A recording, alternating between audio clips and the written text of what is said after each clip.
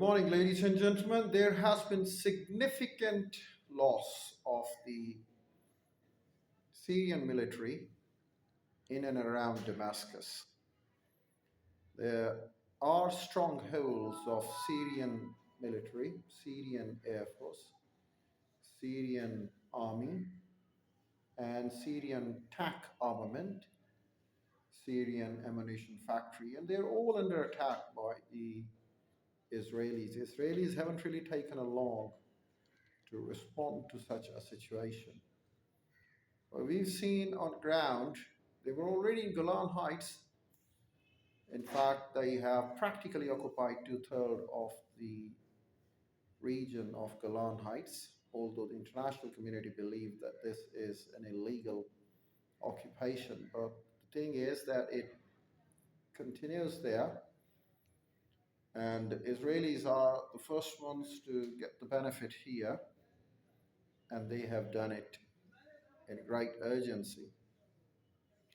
They've been working on the political front, they've been working on the diplomatic front, and they must have been in contact with Russia as well, because we haven't really seen any uh, reaction from the Russian side right now. What have they done? They have simply provided political asylum to Bashar al-Assad, welcomed him in Moscow along with his family, took a few snapshots with Bashar al-Assad in Moscow, and nothing other than that. They haven't really responded to the Israeli advances, and this is terrifying. On the other hand side, all the American allies talk about Saudi Arabia and the Saudi blocs.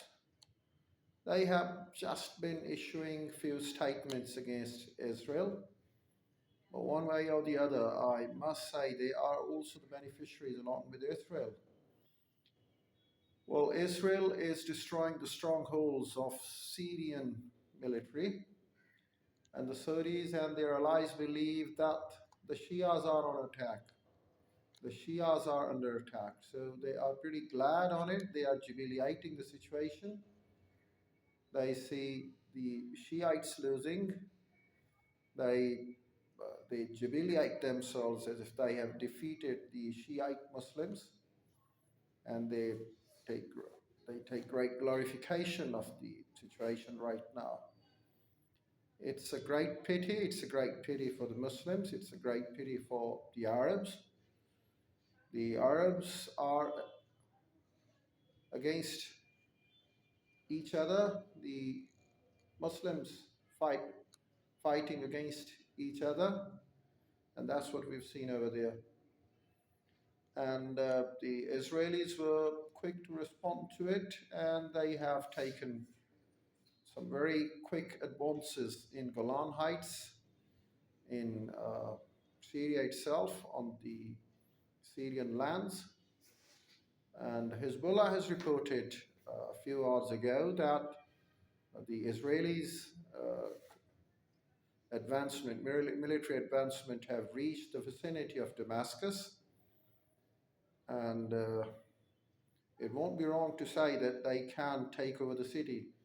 But I don't think they would ever go ahead and take over the city when the rebels can do it for themselves. And whatever the commandment that the rebels have been passing, it seems that it is in coordination with the Israelis. And the Israelis are waging a war, in fact, and this seems very chaotic. And nobody knows what exactly is going to happen there. Of course, USA is not silent on it. USA is very much active on the situation, and that's what we've seen here. The things are on an electric speed here. And of course, Israel was very much well engaged in Lebanon, in Palestine, in Gaza, and now they've opened yet another front. So, could any victory in Syria uh, give Netanyahu a respite to his government, to his party? and could bring a jubilation to the citizens of Israel.